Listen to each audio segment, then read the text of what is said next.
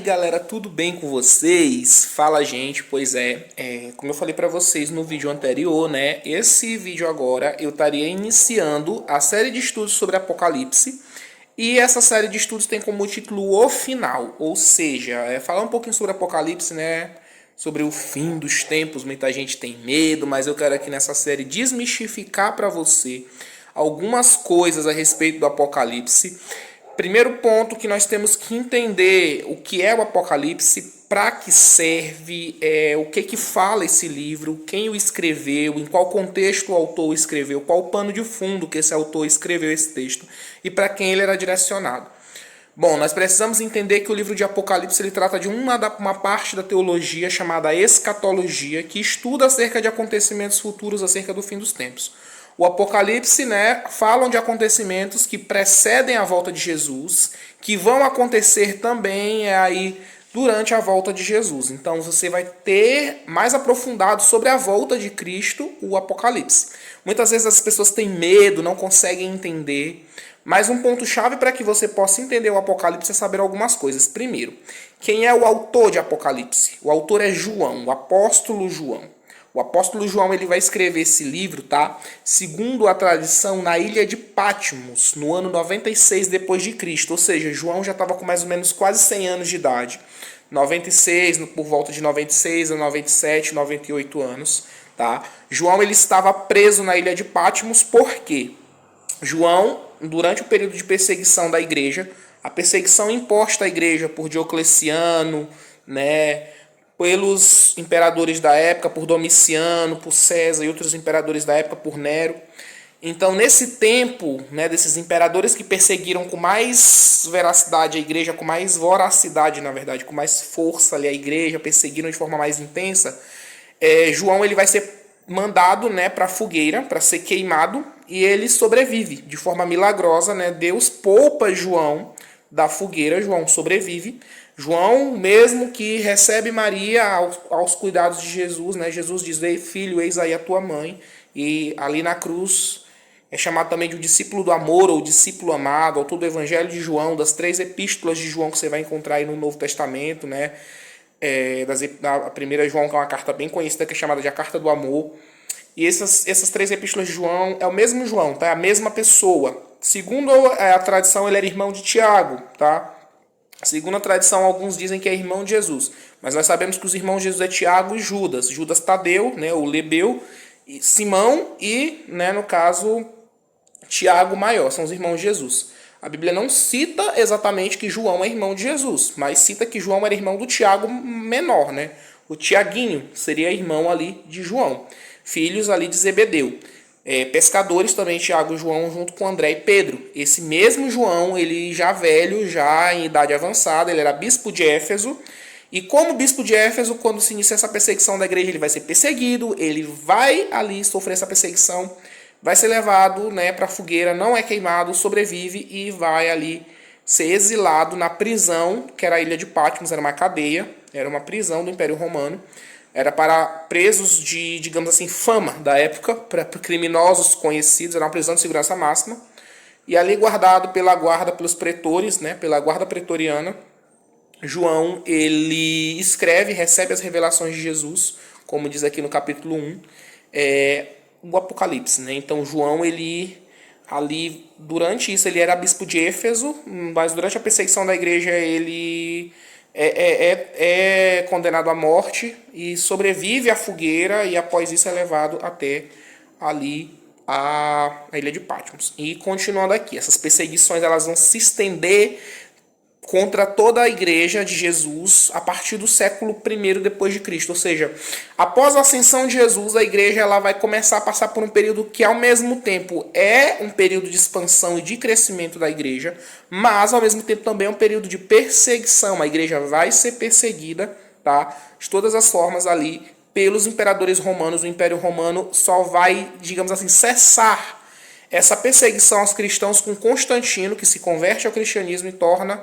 né, o cristianismo uma religião oficial do império. Começa aquela parada toda da catolicidade, do catolicismo romano, iniciar aquela coisa toda, tá? Que isso aí você pode estar pesquisando depois, mas Constantino só vai tornar o cristianismo religião oficial do Império Romano muito depois. Nesses primeiros séculos da igreja, os primeiros anos da igreja, após a ascensão de Jesus aos céus, a subida de Jesus aos céus e o derramamento do Espírito Santo, há ali uma intensa perseguição. E é nesse contexto que o Apocalipse vai ser escrito pelo apóstolo João durante esse conceito de perseguição da igreja. E João, ali exilado em Patmos, começa a ter visões de Cristo glorificado, né? João, ele começa a ter revelações, né? Diz aqui no capítulo 1, né, de Apocalipse, revelação de Jesus Cristo, a qual Deus lhe deu para mostrar aos seus servos, né, as coisas que hão de acontecer. E pelo seu anjo enviou e notificou a João. Ou seja, aqui diz que João viu um anjo, viu um mensageiro, provavelmente o anjo Gabriel, que é descrito na Bíblia como um mensageiro. Porém, essa tese não é ainda comprovada, não se sabe qual foi o anjo que João viu, se foi o próprio Jesus glorificado ou se foi ali um anjo em teofania, representando o próprio Deus, né? A figura de um anjo ali representando, falando em nome de Deus. Não se sabe se foi isso que João viu ou se foi o próprio Cristo. Alguns autores aí, há uma discordância entre os autores, os escatologistas aí discordam nesse ponto, tá? E ele diz, bem-aventurado aquele que lê, os que ouvem as palavras desta profecia e guardam as coisas que estão escritas, porque o tempo está próximo. João, as 7 igrejas que estão na Ásia, graça e paz seja convosco, ele vai dizer da parte de Jesus Cristo, que é a fiel testemunha, o primogênito dos mortos, ou seja, a mesma expressão que Paulo usa, o primogênito da ressurreição, o primogênito dos mortos, ou seja, aquele que ressuscitou primeiro, para nos dar a prova de que nós também ressuscitaremos, né, depois da nossa morte. E ele diz aqui, aquele que nos ama e que em seu sangue nos lavou dos pecados, nos fez reis e sacerdotes para Deus, seu Pai. A ele a glória e poder para tudo sempre. Amém. Eis que vem com as nuvens, todo o olho verá, até mesmo os que transpassaram, até mesmo os que o mataram, e todas as tribos da terra se lamentarão sobre ele. Sim, amém. Ou seja, ele está dizendo aqui, todo o olho verá, não vai ter um que não veja Cristo. Ele diz, eu sou o alfa e o ômega, o princípio e o fim, aquele que é, que era e há de vir. E ele vai continuar dizendo, eu sou João, vosso servo. E ele vai continuar falando que foi lá em Patmos, foi arrebatado no dia do Senhor, ou seja, nós temos por entender que o dia do Senhor, né, aqui, alguns vão debater de acordo com a sua doutrina que foi o sábado, outros que foi o domingo. Na nossa doutrina protestante reformada e na doutrina protestante geral, nós entendemos que foi no domingo, que foi o dia que Jesus ressuscitou. E por que foi no domingo? Porque se o Apocalipse trata da volta de Cristo, da ressurreição de Jesus, ou seja, de um Cristo já não mais humano, cumpridor de uma lei humana, mas um Jesus Deus, Salvador, um Jesus transformado, um Jesus glorificado, um Jesus que não vem mais como um homem, mas vem como rei, vem como o grande Deus, um Jesus glorificado, divino. Então nós estamos falando do dia que Jesus ressuscitou. Não poderia estarmos falando do dia que Jesus ali foi, né, desceu aos mortos enquanto homem na antiga aliança. Estamos falando de uma nova aliança, do Jesus ressuscitado, glorificado. E se domingo foi o dia que Jesus ressuscitou, e a simbologia que o livro de Apocalipse nos traz é um Jesus ressuscitado e glorificado, então nós entendemos como pela teologia sistemática que Jesus aparece a João no domingo, dia do Senhor, e ali, né, ele começa, João recebe essas revelações ali no domingo, dia do Senhor, tá? E que fique bem claro para você desde já que esse texto eu estou usando a teologia sistemática, depois você pode procurar aí na internet alguns livros, indico autores, né, como M. Gruden, sobre teologia sistemática e comentários, MacArthur, vou indicar também aí a você alguns demais autores aí de teologia sistemática, né, Berkhoff, mas são pessoas aí que têm uma excelente, né, teologia voltada aí a partir da teologia sistemática. A teologia que nós estamos usando para destrinchar esses livros de Apocalipse ao longo de toda a nossa série, né, de todos os nossos vídeos, vai ser aí a partir, tá, da teologia sistemática, tá bom? Então fique bem claro para você que nós estamos usando essa teologia sistemática historicista, tá? Pela visão historicista. Dentro dessa visão você vai ter a preterista, a futurista, a milenista, etc. Isso aí são visões que você vai poder aí observar um pouco depois e fica a seu critério você seguir alguma delas. Mas o importante aqui é que o tema central da mensagem é sobre Jesus, é sobre a volta dele, sobre o retorno de Cristo, tá bom? E baseado nisso ele diz aqui, foi arrebatado com a voz de trombeta que dizia, vês o que escreve as 7 igrejas. E ele vai se dirigir a quem? As 7 igrejas da Ásia Menor. O que era a Ásia Menor? porque ele vai ser dirigido a essas 7 igrejas da Ásia Menor. Ou seja, com essa crescente perseguição, Roma estava sendo o auge da perseguição, Jerusalém o auge da perseguição, a igreja vai ser dispersa. Então eles vão encontrar na região da atual Turquia, tá? Da atual Turquia, atual Macedônia, ali a região da Ásia Menor, do Afeganistão, né? Eu gosto das Bíblias de estudo, nessa minha aqui ela tem um mapinha que fala sobre o mundo no Novo Testamento e sobre as viagens de Paulo. Ela vai especificar um pouquinho aqui, certo? A região Perdão, queridos, porque eu tô aqui realmente com um pouquinho a sinusite atacada. Eu tô gravando esse vídeo já aqui com a sinusite um pouquinho dando aqui os seus alardes, tá? Certo, a região da Ásia Menor, ela vai compor a região das igrejas de Éfeso, que era onde o próprio João era bispo, a região ali de Antioquia, a região do Ponto da Galácia, a região noroeste, tá? Do Oriente Médio, onde fica aí o atual Turquia, Cazaquistão, fica ali próxima ali ao litoral do Mar Negro, o Ponto, a Galácia, o Chipre, tá? Já ali o norte do Oriente Médio, tá? Enquanto Israel e Jerusalém fica aqui mais ao sul, o povo ali perseguido começa a migrar para a região sul, para a região norte. Enquanto aqui no sul, em Jerusalém, havia perseguição, e em Roma, ali o povo se concentrava nessa região ali de Bizâncio, tá? Que mais lá na frente, você que estuda história vai entender aí que vai ser a capital, né? Bizâncio ou Constantinopla. Vai ser a capital do Império Romano, né? Do Oriente, que vai se dividir aí o Império Romano do Ocidente e do Oriente, enquanto o Império Romano do Ocidente vai ser aí aos poucos, né, invadido, entre aspas, ou no caso ocupado, né, que o termo que os historiadores mais usam é ocupado pelas tribos bárbaras, pelos povos bárbaros, pelos povos germânicos, gaélicos, né, povos ali gauleses, franceses, hispânicos, povos ali mouros. Eles vão ocupar o espaço, né, os mongóis vão ocupar esse espaço do Império Romano ali do Ocidente. O Império Romano do Oriente vai se solidificar e lá vai concentrar um grande número de cristãos que fugiam da perseguição, justamente da perseguição imposta pelo Império Romano do Ocidente. Essa perseguição ali imposta, né, ela vai fazer com que muitos cristãos migrem para essa região da Ásia Menor. Então ali vai estar concentrada a igreja de Deus. Então ali nessa região João era bispo de uma dessas 7 igrejas, que era Éfeso. João era o bispo dessa igreja de Éfeso. E quando Paulo escreve essa carta aos Efésios, ali João já era bispo de Éfeso. Então João, por ser o bispo da igreja de Éfeso, né, exilado em Patmos, ele vai escrever aos seus, ou seja, a pessoas que caminhavam com ele, que estavam com ele ali, sofreram a mesma perseguição que ele. Alguns foram mortos, alguns estavam presos, aguardando serem condenados à morte. Seu julgamento queria os condenar à morte, e outros estavam ali já realmente, né, praticamente ali com seus dias contados, fazendo seus últimos serviços como escravos antes de morrer. Então João escreve para essas pessoas, e aí ele vai dizer, né, que ele escreveu as 7 igrejas a esse povo. E João, ele já escreve a visão de um Cristo, como eu falei para você, glorificado.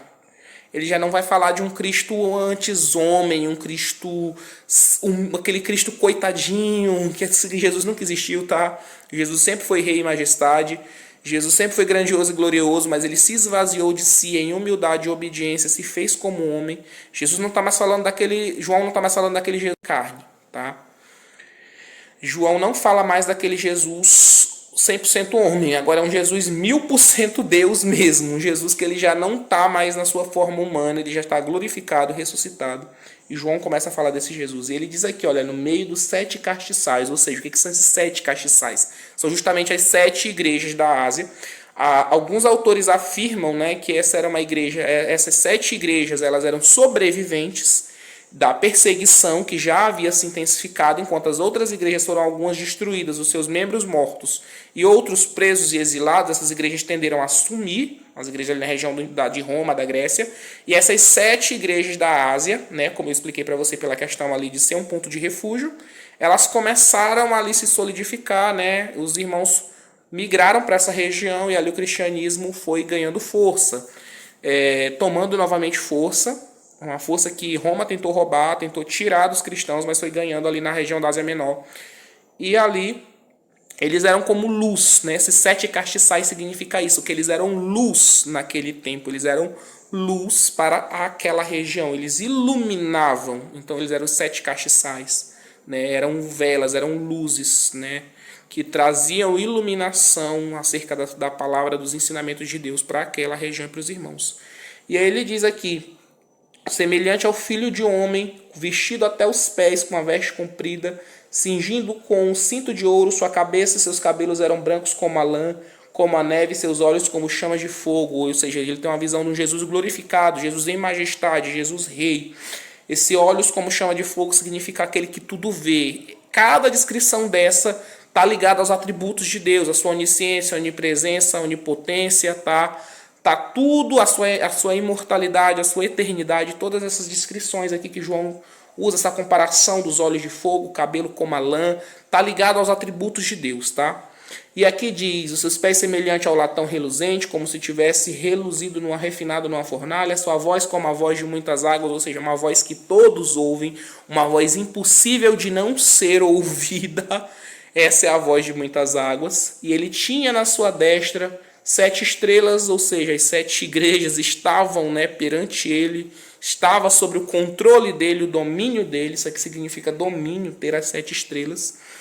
E da sua boca saiu uma espada aguda de 2 fios. A gente vai lá para Hebreus e lembra que isso daqui remete à palavra. Ou seja, dele procede a palavra mais penetrante que espada de 2 gumes, que discerne corpo, alma, espírito, juntas e medulas. É um Deus, um Jesus, Deus glorificado, ressuscitado, que domina sobre tudo e sobre todos e que possui, saindo de si, saindo da sua boca, a palavra que rege o universo, a palavra, a Bíblia que rege todas as coisas, como voz de muitas águas, ou seja, uma palavra que é incapaz de não ser incapaz de não ser ouvida, ou seja, todos ouvem, sem distinção, todos ouvem essa palavra.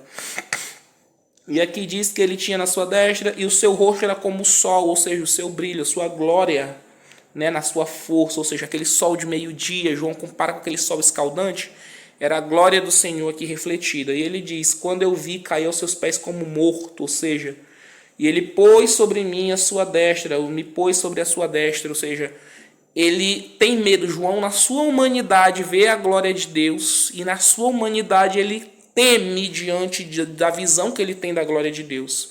Mas Jesus põe ele ali, né, fortifica ele e diz, não temas, eu sou o primeiro e o último. Ou seja, no hebraico seria o Aleph e o If, que é o primeiro e o último, e o Ivev, que é o primeiro e o último, e no grego o Alfa e o Ômega, né? Como João está em Patmos, escrevendo para um povo de fala grega, na região da Ásia Menor, ali era uma região de fala latina e grega, ele vai usar essa expressão, o alfa e o ômega, o primeiro e o último, ou seja, o princípio e o fim de todas as coisas, aquele que primeiro criou todas as coisas e aquele que vem para consumar todas as coisas. O próprio Deus, o próprio Cristo, o Jesus Deus, né, o Jesus glorificado. E ele diz, escreve, ele diz, eu sou o que vive, eu fui morto, mas eis que estou aqui vivo para todo sempre. Ou seja, é o próprio Jesus que João vê aqui, né? Ele fala, né, aqui como o próprio Jesus. O próprio Jesus que João vê a partir do versículo 9 até o versículo 20. Já nessa segunda aparição, não essa primeira, que alguns teólogos vão dizer que foi um anjo. Outros vão dizer aqui, né, que foi o próprio Cristo, mas há um consenso nessa primeira visão. Mas nessa segunda visão de Apocalipse 9, a partir do versículo 9, João ali começa a ver o próprio Jesus Cristo. João, no dia do Senhor, no dia que Jesus ressuscitou, no domingo do Senhor, no santo domingo do Senhor, João vê Jesus. João vê o próprio Jesus ressuscitado. E ali ele diz, escreve essas coisas, ele ordena ao apóstolo, ou seja, ele vai dizer que aquele Jesus que tem as chaves da morte, as chaves do inferno, aquele Jesus que veio para mesmo dar a condenação devida a Satanás, aquele Jesus que consumou tudo e todas as coisas nele, no seu sacrifício, aquele que ressuscitou, o Jesus Rei Eterno. Ele diz para João aqui, ó, escreve tudo isso, fala, não deixa preso, fala. E hoje é o que nós devemos fazer, nós devemos entender isso aqui, estudar, nos aprofundar e falar, para que mais e mais pessoas ouçam acerca dessa esperança, para que mais e mais pessoas entendam essa esperança viva que é o próprio Jesus. E ele diz aqui, o mistério das 7 estrelas que viste, os 7 castiçais de ouro, são os anjos das 7 igrejas e as 7 igrejas, ou seja, aquelas 7 igrejas, Jesus está dizendo o seguinte: olha, vão, preguem, falem, orem. Não cessem de orar, não cessem de pregar. Não cessem de falar, não cessem de dizer quem eu sou. Não cessem de fazer o meu nome conhecido, tá? E é isso que ele diz para mim e para você hoje, como igreja do Senhor, para a igreja de nossos dias, que nós somos luzes, nós somos castiçais onde nós estamos. Nós iluminamos, nós levamos a luz de Cristo. Nós portamos a palavra que ilumina e que clareia todas as coisas e que traz entendimento. Então, que nós não possamos deixar de levar essa palavra por onde nós formos. Amém? Deus abençoe sua vida, tá? Que você possa se aprofundar nesse texto, dar uma lida nos próximos textos também para o próximo vídeo, tá bom? Compartilhe esse vídeo, deixe o seu like, se inscreva no canal se ainda não é inscrito, tá bom? A você que chegou aqui agora, seja muito bem-vindo. A você que já me acompanha, muito obrigado por estar aqui conosco. Deixe seu like, ative o sininho se você ainda não é inscrito no nosso canal, se inscreva e que Deus abençoe tua vida hoje e sempre, amém? Muito obrigado, tá? E que você possa estar entendendo esse texto, que Deus possa lhe trazer entendimento acerca desse texto, tá? Muito obrigado por você estar aqui conosco, aprendendo um pouco mais a palavra de Deus, amém? Deus abençoe sua vida, tá? Um forte abraço e até o próximo vídeo.